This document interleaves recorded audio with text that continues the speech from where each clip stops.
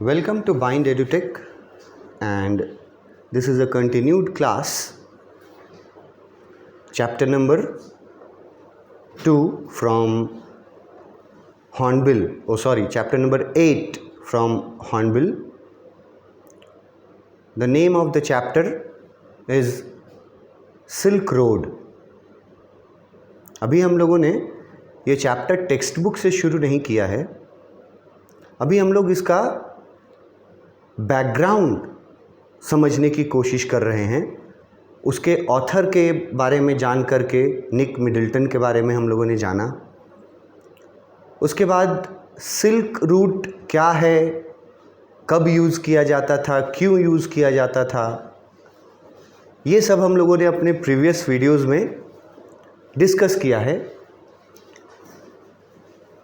जिससे एक सबसे आसान कंक्लूज़न ये निकलता है जो आप में से सबको याद रख सकते हो कि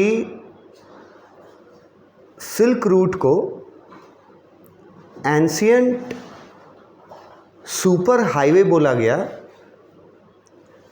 और वो एक ट्रेड रूट था. ये दो टर्म सब कोई को याद रखना चाहिए. ये वर्ड एंशिएंट सुपर हाईवे, ये वर्ड तुमको अच्छा मार्क्स दिलाएगा. एंशिएंट सुपर हाईवे और ट्रेड रूट, व्यापार करने का मार्ग था. वो ये बता दिया गया कि सिल्क रोड एक्चुअली में, प्रैक्टिकली में कोई एक सिंगल रोड नहीं है, बल्कि मल्टीपल ऑफ रूट्स को जोड़ करके और उसको सिल्क रोड नाम दे दिया गया है. Multiple of routes, it is a network of routes. ये हम लोगों ने पढ़ा था कल सिल्क रोड के हिस्ट्री में कि ये नेटवर्क है एंशिएंट ट्रेड रूट्स का. और ये कब से शुरू हुआ, कहाँ से शुरू हुआ और ये रूट कहाँ से कहाँ को जोड़ता है, ये सब हम लोग प्रीवियस क्लासेस में डिस्कस कर चुके हैं. अगर आपसे अभी ये सवाल पूछा जाए कि ये सिल्क रूट या सिल्क रोड किस जगह से या किस डायरेक्शन को जोड़ने का काम करता था, अगर इसका आंसर आपके पास नहीं है तो फिर आपको प्रीवियस वीडियोस जा करके देखने चाहिए. ये मैंने बहुत डिटेल्स में आराम से समझाया है कि ये ट्रेड रूट एक दुनिया के एक छोर से दूसरे छोर को जोड़ने का काम किया था. और इसका इम्पोर्टेंस इतना ज़्यादा है, हिस्टोरिकली इम्पॉर्टेंट, कि अगर ये ट्रेड रूट नहीं होता सिल्क रोड तो दुनिया आज जैसी है उससे काफ़ी अलग होती. अलग होने का मतलब यहाँ है कि काफ़ी पिछड़ापन होता, क्योंकि लोग जब एक दूसरे से मिलेंगे नहीं, लोग एक दूसरे के बारे में जानेंगे नहीं, तो फिर कल्चर, ट्रेडिशंस, ये सब एक्सचेंज हुआ इस सिल्क रोड के वजह से. खाली ट्रेड के लिए तो था ही ये, लेकिन आपको उसके अलावा याद रखना है. ये सबको याद रखेगा कि ये ट्रेड रूट है, लेकिन उसके साथ सबको ये नहीं याद रखेगा कि ट्रेड रूट होने के साथ साथ सिल्क रोड जो था वो ईस्टर्न कल्चर और वेस्टर्न कल्चर को और इनके ट्रेडिशंस को एक दूसरे से मिलाया था. और इससे हुआ क्या, इससे बहुत बड़ा बदलाव हुआ कि बहुत सारे जो वेस्टर्न कल्चर के लोग थे उनको ईस्टर्न कुछ कल्चर ट्रेडिशन अच्छा लगा तो उन्होंने उसको अपनाया। तो ये सिल्क रोड जो एंशियंट समय का ट्रेड रूट है, ट्रेड के अलावा भी इसका अलग से बहुत बड़ा महत्व है। मैंने एक सेंटेंस आपको इसके पहले के वीडियोस में बताया है, ये देखो मैं वो सेंटेंस दिखाता हूँ आपको कि अगर ये ट्रेड रूट नहीं बना होता तो क्या नुकसान था।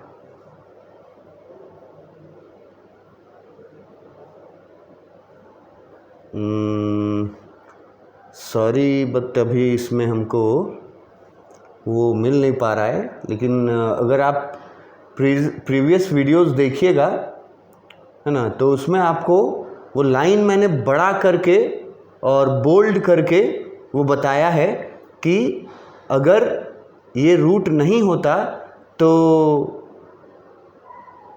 दुनिया का अभी डेवलपमेंट उस तरह से नहीं हो पाता जिस तरह से आज हम लोग को दिखाई पड़ता है।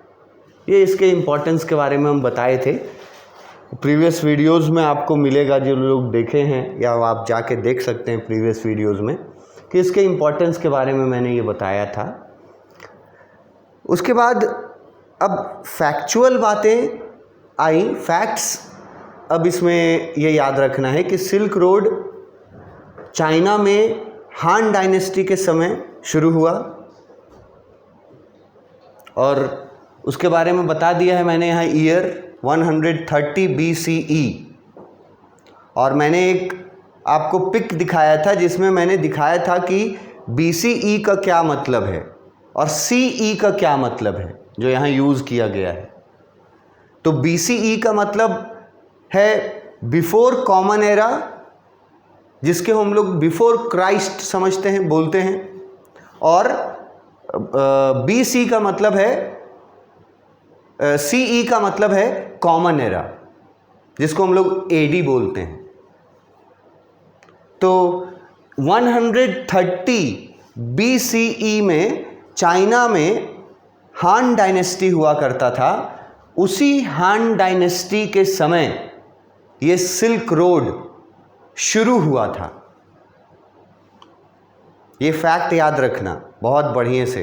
130 BCE हान डायनेस्टी, चाइना, सिल्क रोड उस समय शुरू हुआ था। और कब तक ये सिल्क रोड ऑपरेटिव रहा वो भी बताया गया है यहाँ।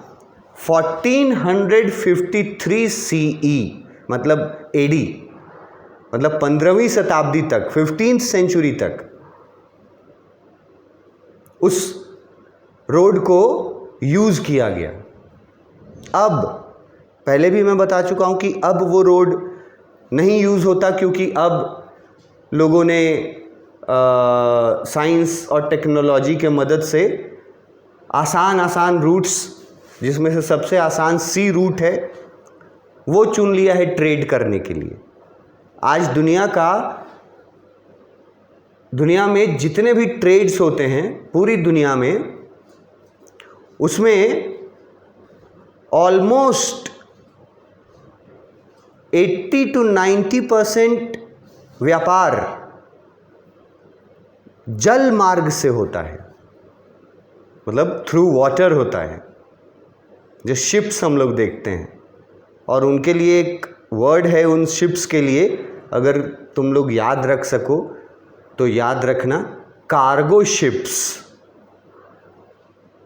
जिसमें वो मालवाहक शिप होता है। जैसे ट्रेन में होता है ना, एक पैसेंजर ट्रेन है और एक मालगाड़ी है, तो शिप में भी होता है मालगाड़ी वाला शिप। तो वो शिप जो है अब उससे लोग ट्रेड करने लगे और वाटर के थ्रू जर्नी करने लगे। इसीलिए 1453 में ये ट्रेड रूट लगभग यूज होना बंद हो गया। उसके बाद हिस्टोरियंस के बारे में एक बात बताई गई है कि हिस्टोरियंस जो हैं, इतिहासकार, वो अभी भी सिल्क रोड वर्ड को एप्रोप्रिएट नहीं समझते हैं। ये भी एक अच्छा पॉइंट है, ये भी आपको समझना चाहिए कि हिस्टोरियंस जो हैं वो ना सिल्क रोड इस नाम को फेवर नहीं करते हैं। वो किस नाम को फेवर करते हैं? Silk roots. मगर कॉमन लोग जो हैं वो लोग सिल्क रोड यूज करते हैं, जैसे हम लोग हैं कॉमन पीपल। बट हिस्टोरियंस जो हैं रूट्स बोलते हैं, क्योंकि कोई एक सिंगल रोड नहीं था। वो एक तरह से समझ लो कि रोड्स का जाल बना हुआ था पूरा, right from the east to the west of this world. तो सिल्क रूट हिस्टोरियंस को ज़्यादा फेवर है इस नाम पे। ये बात, ये फैक्ट याद रखना, ये काम आ सकता है आपको कहीं।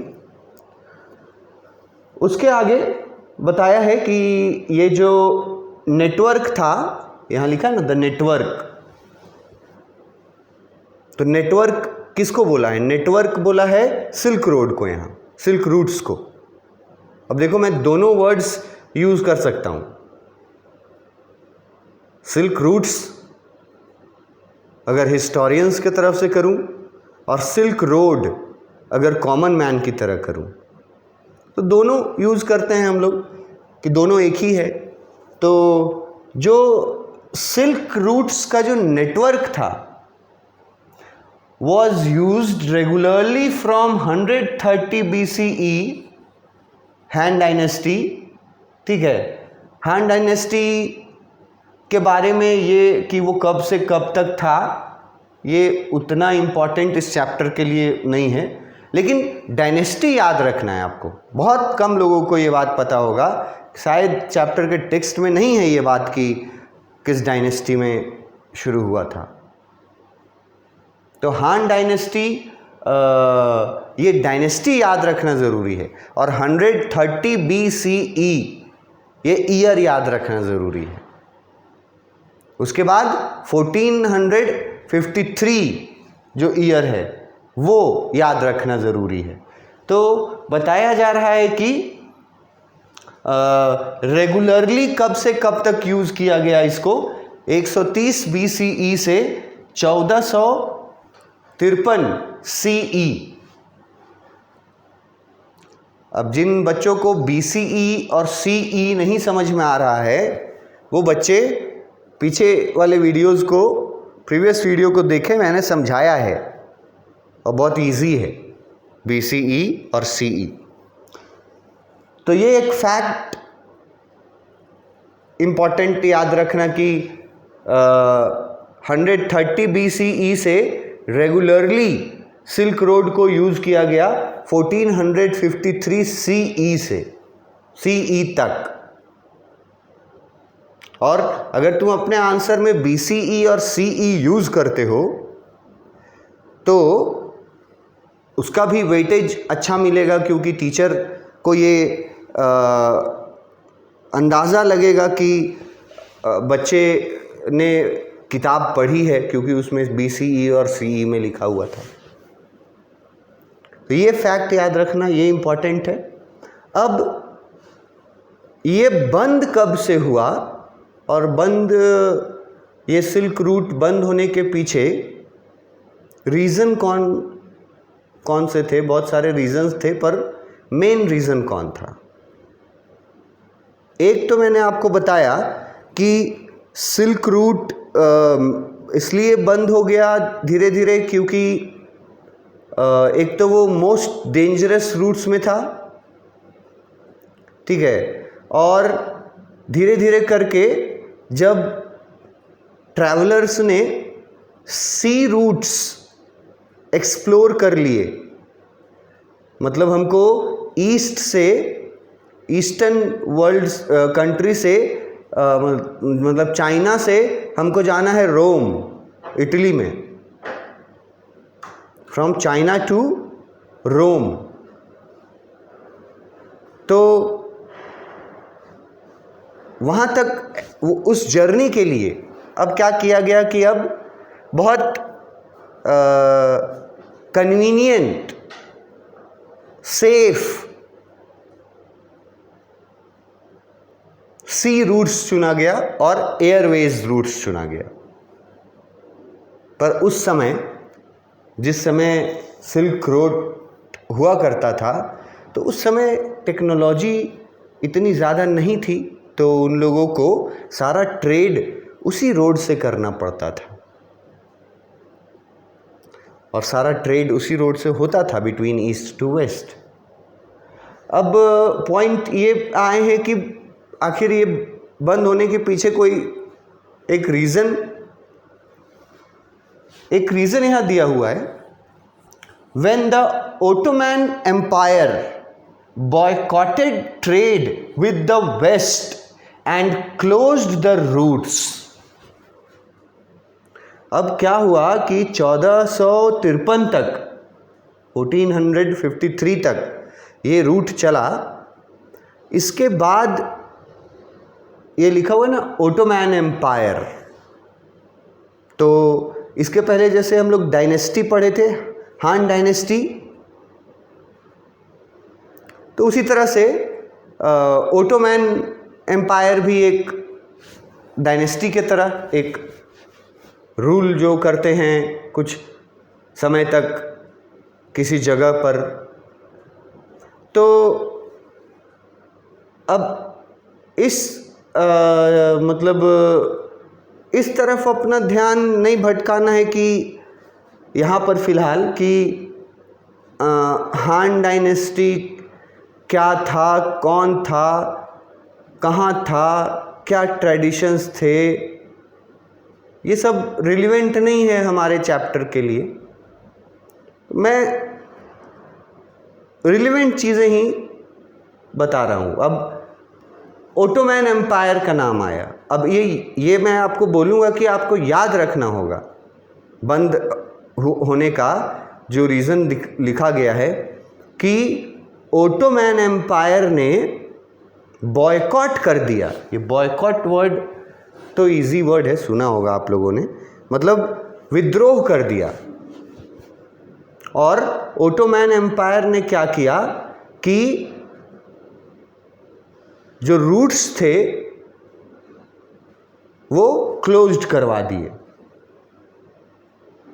ओटोमैन एम्पायर का कहना था कि हम वेस्ट से ट्रेड नहीं करेंगे।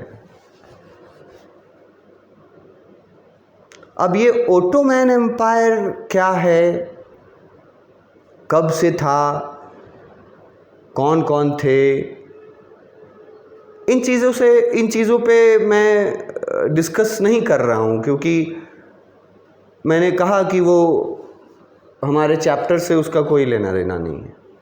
रिलेवेंट चीज़ें मैं सिर्फ बता रहा हूँ कि ओटोमैन एम्पायर का नाम आपको याद रखना होगा, हान डायनेस्टी का नाम याद रखना होगा। 130 BCE और 1453 CE ये याद रखना होगा और समझना होगा। और फिर ओटोमैन एम्पायर का याद रखना होगा, ओटोमैन एम्पायर को, कि इसी ने बॉयकॉट किया था, वेस्ट से ट्रेड नहीं करेंगे और सारे रूट्स को क्लोज्ड कर दिए थे। यहाँ से शुरू हुआ था मतलब सिल्क रूट का बंद होना। उसके बाद क्या लिखा है, बाय दिस टाइम। लेकिन जब तक ये ओटोमैन एम्पायर ने जब तक वो रूट्स बंद किए, तब तक क्या हो चुका था, Europeans had become used to the goods from the east. अब ये मज़ेदार बात है कि इतने लंबे समय तक जो ईस्टर्न कंट्रीज से जो गुड्स जाते रहे वेस्टर्न कंट्रीज में, हम लोग ये भी देखेंगे अभी आगे, आपको बताएंगे कि मेनली कौन कौन से गुड्स ईस्ट से वेस्ट की तरफ जाता था और कौन कौन से चीज़ें वेस्ट से ईस्ट की तरफ आती थी, वो आगे अब हम लोग देखेंगे शॉर्ट में। तो ओटोमन एम्पायर ने क्या किया कि बोला कि हमको नई ट्रेड करना है, हम मतलब कि वेस्ट से ट्रेड नहीं करना चाहते।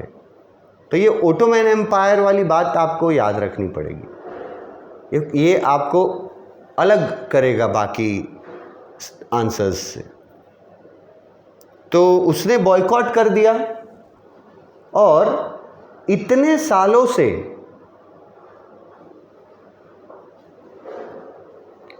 ईस्टर्न कंट्रीज का जो गुड्स यूरोपियंस मतलब वेस्टर्न कंट्रीज के लोग, ये यूरोपियंस मतलब हो गया वेस्टर्न,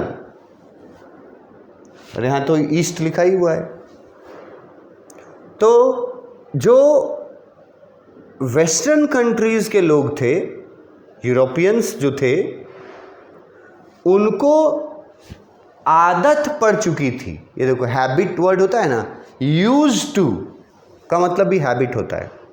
उनको आदत पड़ चुकी थी किस चीज की? Goods from the east. अब किसी चीज का आदत पड़ जाए और वो मिलना बंद हो जाए, तो जिस व्यक्ति को आदत लगा हुआ है उस चीज का, उस व्यक्ति के साथ उस व्यक्ति को कैसा लगेगा या वो क्या करेगा, ये ह्यूमन नेचर है, कॉमन सेंस वाली बात है। तो ओटोमन एम्पायर के बॉयकॉट करने के बाद यूरोपियंस को तो आदत लग चुकी थी ईस्टर्न कंट्रीज के गुड्स का, तो उसके बाद उन्होंने फिर क्या किया, क्योंकि आदत लग चुकी है वो तो चाहिए, तो उसके लिए क्या किया वो हम लोग अपने नेक्स्ट पैराग्राफ में, नेक्स्ट क्लास में डिस्कस करेंगे। Thank you.